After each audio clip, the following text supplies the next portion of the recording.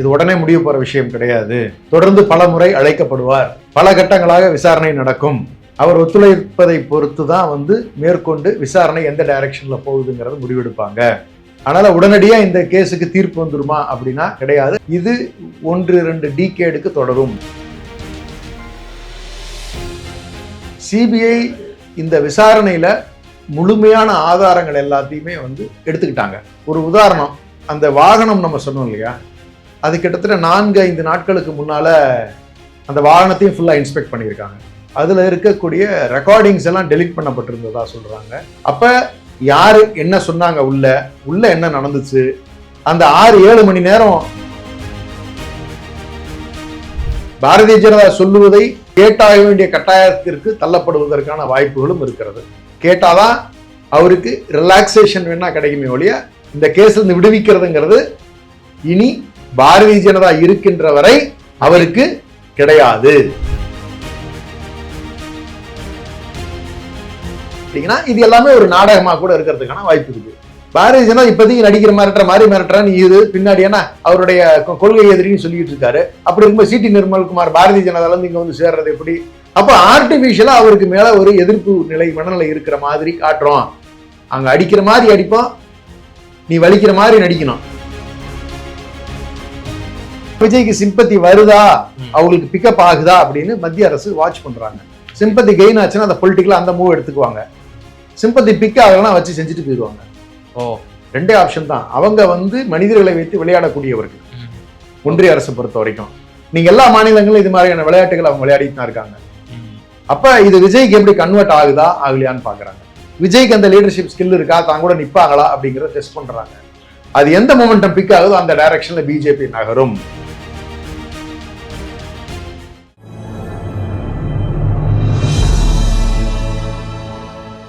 Tamil news நேயர்களுக்கு அன்பு வணக்கம். இன்றைய சிறப்பு நேர்காணலில் நம்மோடு இணைந்திருக்கும் சிறப்பு விருந்தினர் திராவிட முன்னேற்ற கழகத்தினுடைய செய்தி தொடர்பாளர் மரியாதைக்குரிய திரு ராஜா தமிழ்மாறன் சார். சார் வணக்கம் சார். இப்போ கிட்டத்தட்ட இன்றைய தினம் 7 மணி நேரம் நடந்துச்சு விசாரணை. ஸோ இந்த விசாரணையின் போது இப்போ கிடைத்திருக்கக்கூடிய ஒரு தகவலையும் நம்ம பார்க்குறோம். 7 மணி நேரம் விசாரணை நடந்து வெளியே வந்தார். வெளியே வரும்போதே ரொம்பவே பார்ப்பதற்கு ஒரு பரிதாபமாக, ரொம்ப அப்செட்டாகவே தோற்றமளித்தார் திரு விஜய் அவர்கள். கிடைக்கப்பட்டிருக்கக்கூடிய தகவல், அவர் கோரிக்கை வைத்ததாகவும் கோரிக்கையின் அடிப்படையில் இந்த விசாரணையை தள்ளி வைப்பதாகவும் தற்போது சிபிஐ கூறியிருக்கிறது. மேபி பொங்கலுக்கு பிறகு மீண்டும் சம்மன் அனுப்பப்படும், நீங்கள் அப்போது உரிய நேரத்தில் ஆஜராகும்படியும் சிபிஐ அறிவுறுத்தியிருப்பதாக இப்போது நமக்கு பிரேக்கிங் நியூஸாக நம்ம பார்த்துட்டு இருக்கிறோம். ஸோ இது எப்படி சார் பார்க்குறீங்க? நான் உங்கள்கிட்ட முதல்ல சொன்னேன் இல்லையா, இது உடனே முடிவு போற விஷயம் கிடையாது. தொடர்ந்து பல முறை அழைக்கப்படுவார். பல கட்டங்களாக விசாரணை நடக்கும். அவர் ஒத்துழைப்பதை பொறுத்து தான் மேற்கொண்டு விசாரணை எந்த டைரக்ஷன்ல போகுதுங்கிறது முடிவெடுப்பாங்க. அதனால உடனடியா இந்த கேஸுக்கு தீர்ப்பு வந்துருமா அப்படின்னா கிடையாது. அன்புமணி அவர்களுடைய வழக்கை போல இது 1-2 டிகேடுக்கு தொடரும். 10 ஆண்டுகள் 15 ஆண்டுகள் தொடருவதற்கான வாய்ப்புகள் இருக்கிறது. இப்ப தேர்தல் வரைக்கும் என்னென்ன பிளே பண்ணணுமோ இதுக்கு பயன்படுத்திக்குவாங்க விஜய. அவ்வளவுதான். ஒன்றிய அரசினுடைய நோக்கம் அதுதான். நீங்க விஜய் தான் ரொம்ப டயர்டா போனாப்ல, ஆதவர்ஜுனா டயர்டா போன மாதிரி எனக்கு தெரியல, ஹாப்பியா போனாரு. ஏன்னா முதலாளி நீங்க சொன்னதெல்லாம் செஞ்சுட்டேன், ஆடை புடிச்சு கொண்டு அடைச்சிட்டேன், இதுக்கு மேல ஆட்டை வச்சு பண்ணிக்க வேண்டியது உங்களுடைய பொறுப்பு அப்படின்னு ஒண்ணுமே தெரியாத மாதிரி முன்னாடி உட்காந்துட்டு போனாரு. பாத்தீங்களா, அவரு சந்தோஷமான மனநிலை இருந்த மாதிரிதான் எனக்கு தோணுச்சு. ஏன்னா அவங்க மாமனார் சொத்துக்களை பாதுகாத்துக்கணும், அவருக்கு இருக்கிற சொத்துக்களை பாதுகாத்துக்கணும், அவர்கிட்ட பிஜேபி நல்ல பிள்ளைங்கிற பேரை வாங்கணும். அதுதான் அவருடைய அப்ஜெக்டிவ். அவருதான் இந்த கேஸ்ல கொண்டு போய் சிக்க விட்டவரு. அப்ப விஜய் ஆடாக மாட்டி இருக்கிறார் அப்படிதான் என்னோட பார்வைக்கு தெரியுது. 41 பேரினுடைய இறப்பு, அதற்கான பதில் சொல்லியே ஆக வேண்டும். திரு விஜய் அவர்களும் சரி, அதற்கு யாரெல்லாம் காரணமாக இருந்தார்களோ, இயற்கைக்குன்னு ஒரு சக்தி இருக்குல்ல, அதற்கான பதில் கொடுத்தாக வேண்டும்ங்கிறது தான் என்னுடைய முதல் பார்வை. யார் அந்த எண்ணங்களை விதைச்சாங்களோ அதற்குண்டான பலன்கள் அவர்களை சேரும் அப்படின்னு நான் நம்புறேன். நான் ஒண்ணு. ரெண்டாவது, சிபிஐ இந்த விசாரணையில முழுமையான ஆதாரங்கள் எல்லாத்தையுமே எடுத்துக்கிட்டாங்க. ஒரு உதாரணம், அந்த வாகனம் நம்ம சொன்னோம் இல்லையா, அது கிட்டத்தட்ட 4-5 நாட்களுக்கு முன்னால அந்த வாகனத்தையும் ஃபுல்லா இன்ஸ்பெக்ட் பண்ணியிருக்காங்க. அதுல இருக்கக்கூடிய ரெக்கார்டிங்ஸ் எல்லாம் டெலீட் பண்ணப்பட்டிருந்ததா சொல்றாங்க. அந்த டெலிஷன்ஸை ரெக்கவர் பண்றதுங்கிற சாஃப்ட்வேர் வந்து இன்னைக்கு அவைலபிலிட்டி இருக்கு. ஸோ அதையும் வந்து அவங்க ரெக்கார்ட் பண்ணியிருக்காங்க.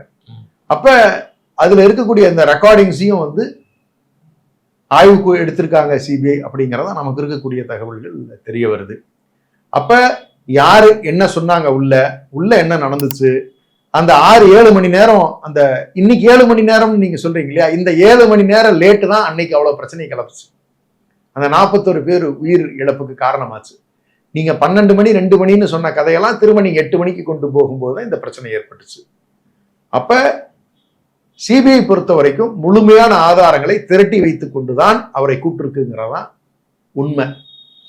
அதனுடைய விசாரணைகள் யார் என்ன சொன்னாங்க அப்படிங்கிறது கோர்வையா பதிவு இருக்கும். ஏன்னா முதல் கட்டமா வந்து Aadhav Arjuna, CT Nirmalkumar, IRS officer Arunraj, நம்முடைய புசி ஆனந்த், இவர்கள் 4 வரையுமே வந்து விசாரித்து விட்டார்கள். அவர்கள்ட்ட இருந்த கான்ட்ரவர்ஷியல் ஸ்டேட்மெண்ட்ஸ் கண்டிப்பா இருந்திருக்க முடியும், இல்லைன்னா சொல்லவே முடியாது. நீங்க எத்தனை மணிக்கு வர்றேன்னு நீ சொன்ன, எதை பேஸ் பண்ணி நீங்க வந்து இந்த டிக்ளரேஷன் சொன்னீங்க, எத்தனை மணிக்கு அவர் வருவாருன்னு, எத்தனை மணிக்கு நீங்க ஆக்சுவலா வந்தீங்க, ஏன் லேட் ஆச்சு அப்படிங்கறது புஷி ஆனந்த் கிட்ட கேட்டிருப்பாங்கல்ல. ஏன்னா பிரஸ் மீட் கொடுத்து மாட்டிக்கிட்டாருல்ல, இல்லைன்னு சொல்ல முடியாது இல்லையா, ஒரு பொதுச் செயலாளர் தான் அந்த கட்சிக்கு. அப்ப ஆதவ அர்ஜுனா என்ன சொல்லுவாரு, அவர் வேற ஸ்டேட்மெண்ட் தான் கொடுத்தாகணும், அவரு சொன்னது எங்களுக்கு தெரியாதுன்னு சொல்லுவாரு. நாங்க ஷெட்யூல் பண்ணது 7 மணி தான் அப்படின்னு சொல்லுவாங்க. சிடி நிர்மல்குமாரை கேட்டீங்கன்னா, நான் 5 மணிக்கே அங்க போயிட்டீங்களா, எதுக்கு 1.5 மணி நேரம் 2 மணி நேரம் லேட் பண்ணி வெயிட் பண்ணி போனீங்க, அடுத்த கேள்வி வரும். 4வது கேள்வி அதிகாரிகள்கிட்ட கேட்டிருப்பாங்க, வாட் வாஸ் யுவர் ஜாப், நீங்க எந்த மாதிரியான இன்ஸ்ட்ரக்ஷன்ஸ் வந்து அவங்களுக்கு கொடுத்தீங்கன்னு சொல்லி டேவிட்சன் ஐயாட்டையும் கேட்டிருப்பாங்க, அந்த இருந்த எஸ்பி கிட்டையும் கேட்டிருப்பாங்க இல்லையா. அவர்களும் அவங்களுடைய ஸ்டேட்மெண்ட்ஸை கிளியரா கொடுத்திருப்பாங்க. அப்ப எது மேட்ச் ஆகுது எது மேட்ச் ஆகல, போலீஸை பொறுத்த வரைக்கும் ஒரு விஷயத்துல தெளிவா இருந்தாங்க. அவங்க இன்ஸ்ட்ரக்ஷன்ஸ்ல அவங்களுக்கு இது ஏற்கனவே பழகிய விஷயம், ஒரு என்கொயரியை எப்படி நடத்துவாங்கிறது அவங்களுக்கு தெளிவா தெரியும். அப்ப அவங்க தரப்புல இருக்கக்கூடிய நியாயங்களை, அவங்க தரப்புல இருக்கக்கூடிய விஷயங்களை அவங்க கிளியரா நரேட் பண்ணி டைமிங் போட்டு எல்லாம் ஃப்ரேம் பண்ணி நீட்டா சொல்லியிருப்பாங்க. பிரச்சனை யார் பக்கம் இருக்கும்னு சொல்லி சொன்னா, இந்த 4வரும் என்ன ஸ்டேட்மெண்ட்ஸ் கொடுத்துருக்காங்க அப்படிங்கிறத பதிவு பண்ணியிருக்கும் பொழுது நிறைய கான்ட்ராடிக்டிங் ஸ்டேட்மெண்ட்ஸ் இருக்கும். ஓகே, ஏன் அந்த இடத்த விட்டு ஓடுனீங்கிற கேள்வியும் கேட்பாங்க. கேட்கறது மட்டும் இல்ல, இதை ரெக்கார்டும் பண்ணிக்குவாங்க, எழுத்துப்பூர்வமாவும் எழுதி வாங்கிக்குவாங்க, வீடியோவா ரெக்கார்ட் பண்ணுவீங்க 100%. நாளைக்கு சொன்னதை இல்லைன்னு சொல்றது எவ்வளவு நேரம் ஆக போகுது? நீங்க கிட்டத்தட்ட சினிமால பாக்குற ஒரு கோர்வை இதுல பார்க்கலாம். நீங்க அப்படித்தான் இந்த நிகழ்வு நடக்கும், ஏன்னா அவங்க சேஃப்டி இருக்குல்ல. அப்ப இது முழுக்க முழுக்க விஜய் அவர்கள் 2 வாய்ப்பு இருக்கு. ஒண்ணு, பாரதிய ஜனதா சொல்லுவதை கேட்டாக வேண்டிய கட்டாயத்திற்கு தள்ளப்படுவதற்கான வாய்ப்புகளும் இருக்கிறது. கேட்டாதான் அவருக்கு ரிலாக்ஸேஷன் வேணா கிடைக்குமே ஒழிய இந்த கேஸ் இருந்து விடுவிக்கிறதுங்கிறது இனி பாரதிய ஜனதா இருக்கின்ற வரை அவருக்கு கிடையாது. மத்தியில பிஜேபி ஆட்சி இருக்க வரை, ஒன்றிய அரசுல பாரதிய ஜனதா ஆட்சி இருக்கின்ற வரை விஜய் அவர்கள் பாரதிய ஜனதாவினுடைய கட்டுப்பாட்டில் இருக்க வேண்டிய கட்டாயத்திற்கு தள்ளப்பட்டிருக்கிறார். அன்புமணி எப்படி, ஏற்கனவே நான் பேட்டியில சொன்னேன், அன்புமணி எப்படி 12 வருடங்களுக்கு பின்னர் சார்ஜ் ஷீட் போடப்பட்டதோ, இன்னைக்கு 68வது ஹியரிங்க்கு எப்படி போயிட்டு இருக்கிறாருன்னு சொல்றோம், இதே நிலைதான் அவருக்கு ஏற்படும். அவர் சினிமா ஸ்டார் இல்ல, அதனால கோர்ட்ல போய் நிற்கும் போது தெரியறது இல்ல. ஒவ்வொரு முறை இவர் டெல்லிக்கு கூப்பிடும் போது விஜய் போகும்போதெல்லாம் தெரியும். ஓகே, எப்படி அலைக்கழிக்க வைக்கிறாங்க, எப்படி அலைக்கழிக்க வைக்கிறாங்க. அலைக்கழிக்கிறது நீங்க சொல்றீங்க, விசாரணைக்கு போய் தான் அவனு சாமானியர் தான் அவருமே. அவருக்கு மட்டும் என்ன கொம்பு முளைச்சிருக்கா, இல்ல அவரு வேற ஏதாவது உலகத்துல இருந்து வந்திருக்காரா? அப்படிலாம் இல்ல. 41 பேர் இறந்ததுக்கான விசாரணை நடக்கின்ற பொழுது அதற்கு விசாரணைக்கு வானா வந்துதான் அவனு. நீ சினிமா நடிகரா இருந்துக்க, நீ அரசியல் தலைவரா இருந்துக்க, அதை பத்தி எல்லாம் சிபிஐக்கு கவலை இல்லை. இப்போ நீங்க சொல்றதெல்லாம் பார்க்கும்போது இப்போ இன்னும் தேர்தல் பிரச்சாரத்துலாம் போகணும் அடுத்த மாசங்கள்லாம், இப்போ அதெல்லாம் அவருக்கு நிறைய இடையூறுகள் வரும் போலயே, டெல்லிக்கு அப்பப்போ கூடுவாங்க போலயே. ஆமா, அதுக்கெல்லாம் தயாரா தான் இருந்தாகணும். ஆனா இந்த பெரும் புண்ணிய தள்ளிட்டு போன மகாராசன் யாருன்னா ஆதவ அர்ஜுனா தான். சுப்ரீம் கோர்ட்ல கொண்டு போய் இந்த வழக்க போடலன்னு சொல்லி சொன்னால் இப்படிப்பட்ட ஒரு நிலை விஜய்க்கு வந்திருக்குமானா 100% வந்திருக்காரு. அந்த பெருமை முழுக்க முழுக்க ஆதவ அர்ஜுனாவை தான் சேரும். கூட இருந்து குழி பொறிச்சு கிணத்துல தள்ளுற கதை அதெல்லாம் கொண்டு போய் சிக்க விட்டாப்ல. இதுல இருந்து அவரே நினைச்சாலும் நீ ரிலீவ் ஆக முடியாது. அப்ப அப்படிப்பட்ட ஒரு இக்கட்டான சூழ்நிலையில விஜய் மாட்டிக்கிட்டு இருக்கிறாப்ல அப்படிங்கிறது தெரியுது ஒண்ணு. இன்னொரு பார்வை என்னன்னு கேட்டீங்கன்னா, இது எல்லாமே ஒரு நாடகமா கூட இருக்கிறதுக்கான வாய்ப்பு இருக்கு. ஓ, நாடகமா? ஆமா, எப்படி சார்? பாரதிய ஜனதா இப்போதைக்கு நடிக்கிற மிரட்டுறான்னு இது பின்னாடி ஏன்னா அவருடைய கொள்கை எதிரின்னு சொல்லிட்டு இருக்காரு. அப்படி இருக்கும்போது சிடி நிர்மல்குமார் பாரதிய ஜனதால இருந்து இங்க வந்து சேர்றது எப்படி? இன்னைக்கு அவருக்கு ஒவ்வொரு சார்ட்டர் பிளைட் யார் அப்ரூவ் பண்றா? இவர் வெளிநாடு போகும்போது கூட தனி பிளைட் யார் அப்ரூவ் பண்றா? ஒன்றிய அரசு தான் எல்லா அப்ரூவலையுமே கொடுக்குது. அப்ப ஆர்டிபிஷியலா அவருக்கு மேல ஒரு எதிர்ப்பு நிலை மனநிலை இருக்கிற மாதிரி காட்டுறோம். அங்க அடிக்கிற மாதிரி அடிப்போம், நீ வலிக்கிற மாதிரி நடிக்கணும். அப்பதான் தமிழ்நாட்டு மக்கள்கிட்ட சிம்பத்தி வரும் நடக்கிறதுக்கான 2 விதமான வாய்ப்புகளும் இருக்கு. விரைவில் பூனை வெளியே வரும். ஓ, ஓகே, அதுல எந்த சந்தேகமும் நமக்கு வேண்டாம். இந்த 2 தவிர வேற ஏதாவது ஸ்கோப் இருக்குன்னு நினைக்கிறீங்களா? கிடையவே கிடையாது. ஏன்னா அவரை பொறுத்த வரைக்கும் பிரதமரை சந்தித்திருக்கிறார், அமித்ஷா அவர்களையும் சந்தித்திருக்கிறார். இதெல்லாம் எப்ப கட்சி ஆரம்பிக்கிறதுக்கு முன்னாடி நான் சொல்றது, பல்வேறு சூழல்கள்ல அவரோடு தொடர்புல இருந்திருக்கிறார் அப்படின்னு சொல்லி சொன்னா இது அனைத்துக்குமே சாத்தியக்கூறு இருக்குல்ல. இன்னைக்கு அவங்க சொல்றதை கேட்காத மனநிலையில இருந்தாருனால இப்ப கேட்க வேண்டிய நிலைக்கு தள்ளப்படுகிறார். நீங்க ஐஆர்எஸ் அதிகாரி யார் ரெய்டு பண்றாரோ அவரே ஒரு கீழே வந்து வேலை பார்க்குற அளவுக்கு இருக்குன்னு சொல்லி சொன்னா அது என்ன அர்த்தம்? அது இன்னும் சொல்ல போனா இந்த 3 பேர் ஏற்கனவே கடந்த 2 வாரத்துக்கு முன்னாடி வந்து ஆஜராகி இருந்தாங்க. அதுல சிபிஐ டெல்லி சிபிஐ அலுவலகத்துல இன்வெஸ்டிகேஷன்ல ஈடுபட்டது அருண்ராஜ் ஐஆர்எஸ் பேட்ச்மேட் அப்படின்ற ஒரு தகவலும் சுனில்குமார் தான் இன்னைக்கு விசாரிச்சதா சொல்றாங்க. ஓ, ஓகே. விசாரணை அதிகாரி சுனில்குமார் தலைமையின் கீழ் விசாரணை நடந்திருக்கிறதா சொல்றாங்க. அப்படி பார்க்கும் பொழுது இது எல்லாமே வந்து விஜய் இஸ் ட்ராப்ட். என்னன்னா இதுல கொடுமை என்னன்னு கேட்டீங்கன்னா, அவருடைய சொந்த ஒரு நடிச்ச படம் இன்னைக்கு வெளிவரல. ஜனநாயகன் அதுக்கு ஒரு மறுப்பு அறிக்கையோ அல்லது ஒரு எதிர்வினை ஆற்றக்கூடிய ஒரு கண்டன அறிக்கையோ வாயே திறக்கலைங்களே. டெத்துக்கு தான் நீங்க வரல, கேட்டா வந்து 30 நாள் காரியம் முடியணும். நீங்க இப்ப என்னெல்லாம் முடியணும்னு தெரியல. இதுக்கு திரும்ப 30 நாள் கழிச்சு என்ன சொல்ல போறீங்க? ஏதாவது ஒரு கதை சொல்லுவாங்க. நீங்க இதெல்லாம் நீங்க வந்து தன்னுடைய சொந்த விஷயத்துக்கே பேச முடியாதவர் ஊருக்கா பேச போறாரு? இல்ல ஏதாவது ஒரு ஸ்டேட்மெண்ட் விட்டோம்னா இப்ப நம்ம அரசியல்வாதியா இருக்கிறோம், இப்ப மேல மத்திய பிஜேபி எப்படிப்பட்ட கட்சின்னு தெரியும். இப்போ இதனால் சார்ந்து இருக்கக்கூடிய ப்ரொடியூசர்கள் இன்னும் பல குடும்பங்கள் இருக்கு அதுக்கு பின்னாடி. சரி, இப்ப நான் அந்த வழியை வேணா விஜய் வேணா தாங்கிப்பாரு அந்த பேர்டனை, பட் ஆனால் அவங்க எல்லாம் தாங்க முடியாதுல்ல. ஸோ அதனால எந்த ஒரு கான்ட்ரவர்சியும் நம்ம மாட்டிக்க வேண்டாம் அப்படிங்கிற ஒரு சாணக்கியத்தனமா கூட இருக்கலாம்ல. இது சாணக்கியத்தனமா என் பார்வைக்கு படவே இல்லை. ஏன்னா நீங்க வந்து அதை மீறி நீங்க வந்து நீங்க பண்ண முடியாது. ஏன்னா அவன் கட்ஸ் கொடுக்குறான் அப்படின்னு சொல்லி சொன்னா நீங்க அதை என்கேஜ் பண்ணி தான் ஆகணும், அதை நீங்க ரிமூவ் பண்ணி தான் ஆகணும். நீங்க வரம்பு மீறி ஒரு சில விஷயங்களை நீங்க செயல்படுத்துறீங்கன்னு சொல்லி சொன்னா அதை செயல்படுத்தி தான் ஆகணும். அதை எடுக்க சொல்ற உரிமை வந்து அவங்களுக்கு இருக்கு. அதுக்கு தான் சென்சார் போர்டு. ஏன் இன்னைக்கு 25 கட்டோட பராசக்தி வெளியாகலையா? அவங்க சொன்னதெல்லாம் வந்து ஆமா சரி ஏத்துக்கிறோம், கட் பண்றோம், மீதி செய்தி எங்களுக்கு போனா போதும் அவங்க நிக்கலையா?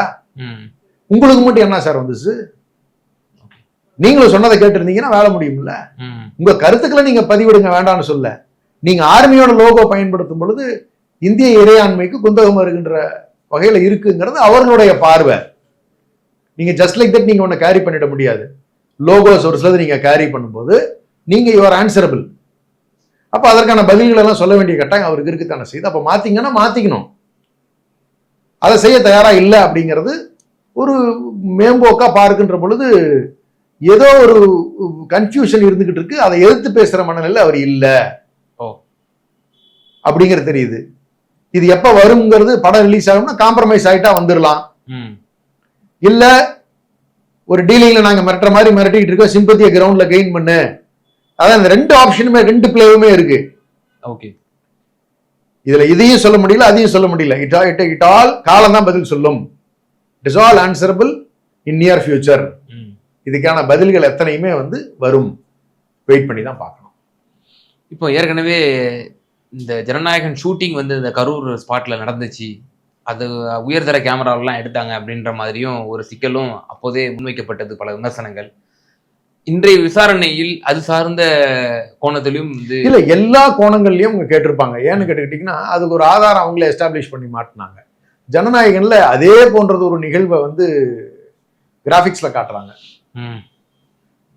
சிஜில சேம் சிமிலர் இன்சிடென்ட், அதே மாதிரி கூட்டம் நிக்கிற மாதிரி லைவ் எடுக்க முடியாம போன காரணத்தினால அந்த நிகழ்வுல பிரச்சனையானதுனால அதை திரும்ப கண்டினியூ பண்ணியிருக்கிறாங்களோ அப்படின்னு நினைக்க தோணுது. இல்ல நம்ம மறுக்க முடியல உங்களால. அதான் நான் திரும்ப சொல்றதுதான், நீங்க சாப்பிட்டதை நீங்க தான் ஜீரணம் பண்ணணும். உங்களுக்காக வேற யாரும் ஜீரணம் பண்ண போறது இல்ல. நீங்க செய்த தவறுக்குண்டான தண்டனையை வாழ்நாள்ல நீங்க அனுபவிச்சுதான் ஆகணும். இதுல மாற்று கருத்து இல்லை. ஓகே, விடை விரைவில் தெரியும். இப்போ இந்த விசாரணை இப்போ நேற்றைய தினம் முடிஞ்சிருக்கு. இப்போ இன்றைக்கும் கூப்பிட்டு இருக்காங்க. ஸோ எத்தனை நாள் வரைக்கும் நீடிப்பதற்கான வாய்ப்புகள் இருக்கு சார்? ஒரு சிலர் சொல்றாங்க பொங்கல் வரைக்குமே நீடிக்க வைப்பாங்க அப்படின்றாங்க. இன்னும் பல அழுத்தங்கள் அவர் தாங்க வேண்டி இருக்கும்லாம் சொல்றாங்க. ஸோ ஆஸ் அ ஒரு பொலிட்டிக்கல் அனலிஸ்டா நீங்க எப்படி பாக்குறீங்க? இல்லை, எங்களை பொறுத்த வரைக்கும் இது எப்படி தோணுதுன்னா, உட்கார வச்சு காம்ப்ரமைஸ் பேசுறதுக்கான சூழல் இருக்கு, மிரட்டுறதுக்கான வாய்ப்பு இருக்கு. இல்ல தேவையான மாதிரி ஸ்டேட்மெண்ட்ஸ் வாங்கி வச்சுக்குவாங்க, திரும்ப எப்ப தேவையோ கூப்பிடுறதுக்கு திருப்பி அனுப்பிச்சிருவாங்க. Okay, option A. Option B, ஒத்துழைக்கல, அது சரியா வரல அப்படின்னு சொல்லி சொன்னா உடனே கைதெல்லாம் பண்றதுக்கான வாய்ப்புகள் மிக குறைவு தான். டக்குன்னு சிம்பத்தி வந்துடும் நினைப்பாங்க. அதனால அலக்களிக்கிற வேலையை தான் செய்யுமே ஒழிய பிடிச்சி உள்ள போட்டு திரும்ப பெயில்ல வந்து கேஸ் நடத்துறதுங்கிறது நடைமுறைக்கு சரி வராது. அப்படிலாம் இருந்திருந்தா வேற மாதிரி போயிருந்திருக்கும். அதனால டைம் விடுவாங்கன்னு தான் தோணுது. பல முறை அவர் டெல்லி போக வேண்டி இருக்கும். அது தேர்தலுக்கு முன்னாடி எத்தனை முறைங்கிறது அவங்க எடுக்கிற முடிவுல தான் வரப்போகுது. அமித்ஷா அவர் எடுக்கக்கூடிய முடிவுகள்ல தான் அதுக்கான பதில் வரப்போகுது. வெயிட் பண்ணி தான் பார்க்கணும். இப்போ இன்னொரு கணக்கு சொன்னீங்களே சார், சிம்பத்தியை ஒன்று கிரியேட் பண்ணுங்க. அதாவது இப்போ இப்படி பாருங்க, மத்திய பாஜக அரசுக்கு தமிழக வெற்றி கழகம் தான் வந்து தொடர்ந்து எதிர்த்துட்டு வருது. பிஜேபி பாருங்க, ஜனநாயகன் தடை விதிக்கிறாங்க. அடுத்து இப்போ சிபிஐ டெல்லியை கூப்பிட்டு இப்போ அழை கிடைக்கிறாங்க. அகைன் கூப்பிடுவோங்கிற வேற ஒரு த்ரெட்டன் வேற விடுறாங்க. இப்போ இதன் மூலியமா என்ன போகும்? இதன் மூலியமா விஜய்க்கு சிம்பத்தி வருதா, அவங்களுக்கு பிக்கப் ஆகுதா அப்படின்னு மத்திய அரசு வாட்ச் பண்றாங்க. சிம்பத்தி கெயின் ஆச்சுன்னா அந்த பொலிட்டிக்கலா அந்த மூவ் எடுத்துக்குவாங்க. சிம்பத்தி பிக் ஆகலாம் வச்சு செஞ்சுட்டு போயிடுவாங்க. ரெண்டே ஆப்ஷன் தான். அவங்க வந்து மனிதர்களை வைத்து விளையாடக்கூடியவர்கள். ஒன்றிய அரசு பொறுத்த வரைக்கும் நீங்க எல்லா மாநிலங்களும் இது மாதிரியான விளையாட்டுகள் அவங்க விளையாடிட்டு தான் இருக்காங்க. அப்ப இது விஜய்க்கு எப்படி கன்வெர்ட் ஆகுதா ஆகலையான்னு பாக்குறாங்க. விஜய்க்கு அந்த லீடர்ஷிப் ஸ்கில் இருக்கா, தான் கூட நிப்பாங்களா அப்படிங்கறத டெஸ்ட் பண்றாங்க. அது எந்த மொமெண்டம் பிக் ஆகுதோ அந்த டைரக்ஷன்ல பிஜேபி நகரும். அப்படிதான் நான் பாக்குறேன். இப்போ ஜனநாயகன் படத்திற்கு ஏதேனும் சிக்கல் வருவதற்கான வாய்ப்புகள் இருக்கா? இப்போ உச்சநீதிமன்றத்துக்கு சென்சார் போர்டு போயிட்டு இருக்காங்க, கேவியட் மனுவும் தாக்கல் செஞ்சிருக்கிறாங்க. இப்போ அதுலயும் ஒரு பக்கம் நெருக்கடி இருக்கு. இப்படி கொடுக்க என்ன மூவிங் ஃபார்வர்ட் ஆகும்னு நீங்க நினைக்கிறீங்க? இல்ல, அவங்க கண்டிஷன்ஸ்க்கு இவர் ஒத்து வரணும்னு நினைப்பாங்க. அதான் சொல்றேன், ரெண்டு ஆப்ஷனுமே இருக்கு. இவருக்கான மொமெண்டம் கிரவுண்ட்ல எப்படி பிக் ஆகுதுங்கிறத பொறுத்து தான். இவர் கால் எடுப்பாரா, இல்ல இது ஒரு மொமெண்டமா பிக் ஆகுமா, ஒன்றிய அரசு எதிர்த்து பேசுறாரா அப்படிங்கிற மனநிலையில இதை டெஸ்ட்ல அதுதானே. அதுக்கான ரிசல்ட்டுகளுக்கு தகுந்த மாதிரி தான் கால் எடுப்பாங்க. அவங்களுமே உடனே டக்குன்னு எடுத்தவங்க போக மாட்டாங்க இல்லையா. நீங்க மற்ற மாநிலங்கள் எடுத்துக்கோங்களேன். அஜித் பவார் மீது 7,000 கோடி ரூபாய் ஊழல் குற்றச்சாட்டு சொல்லி கைது பண்றாங்க. சிபிஐ சார்ஜஸ் ஃப்ரேம் பண்றாங்க, இடில சார்ஜஸ் ஃப்ரேம் பண்ணிருக்காங்க. அதுக்கு பிறகு ஒரு நெடுங்காலமா போராடி பாக்குறாரு. அப்புறம் கட்சியை உடைச்சுக்கிட்டு வெளியே வந்து தனியா ஒரு என்சிபியை உடைச்சுக்கிட்டு வர்றாரு. வந்துட்டு தனியா ஒரு கட்சி மாதிரி வச்சு பிஜேபி அலையன்ஸை ஒத்துக்கிட்ட பிறகு அப்புறமா ஒரு பர்மனன்ட் ஷேப் வந்த பிறகுதான் அந்த கேஸ்ல இருந்து இருக்கக்கூடிய 16 வழக்குகள்ல 2 வழக்குகள்ல மட்டும் விடுவிச்சு ப்ராப்பர்ட்டி அட்டாச் பண்ணதுல ஒரு 10% மட்டும் ரிலீஸ் பண்ணிருக்காங்க. இன்னமும் அவங்க கஸ்டடியில தான் அவர் இருக்காரு. மகாராஷ்டிராவினுடைய துணை முதலமைச்சரா இருக்கக்கூடிய அஜித் பவார். ஆனா முதல் காலகட்டம் பாத்தீங்கன்னா இப்ப விஜய்க்கு என்ன நடந்துச்சோ இதே மாதிரியான விஷயங்கள் நடந்துச்சு. அப்ப செஸ்ல இருக்கிற காய் மாதிரி பிஜேபி இவர்களை நகர்த்தி பார்க்கிறது. இவங்க கேட்டுதான் ஆகணும். பொறியில சிக்கனதுதான். ஆதவ அர்ஜுனா கொண்டு போய் மாட்ட விட்டதுதான். அவங்க சொல்றதை திருப்திப்படுத்துற வரைக்கும் இவரை வச்சு விளையாடுவாங்க.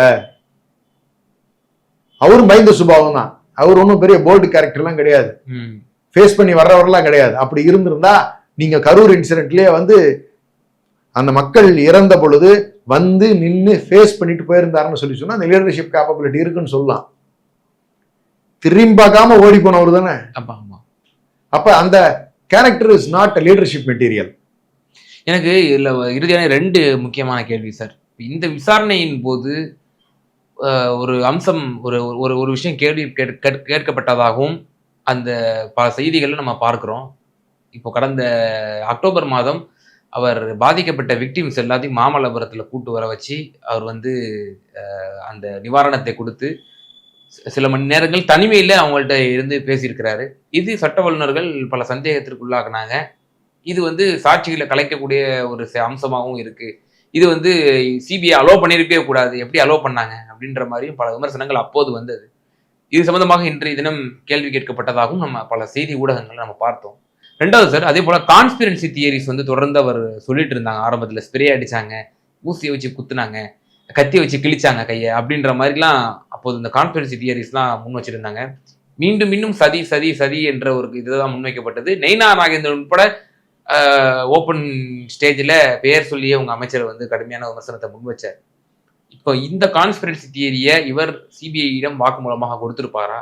அப்படி வாக்குமூலமாக கொடுத்திருந்தால் அதற்கு உரிய ஆதாரம் கொடுக்கக்கூடிய இடத்திலும் திரு விஜயும் தமிழக வெற்றிக் கழகமும் இருக்கிறது அல்லவா? எப்படி இவர் முழுமையா பாரதிய ஜனதாக்கு ஒத்துழைச்சார் அப்படின்னு சொன்னால் பாரதிய ஜனதா என்ன பண்ணுவதற்கான முயற்சி செய்யும்னா இந்த கான்ஸ்பிரசி தியரியை உண்மையாக்குவதற்கான முயற்சியை நோக்கி நகரும்.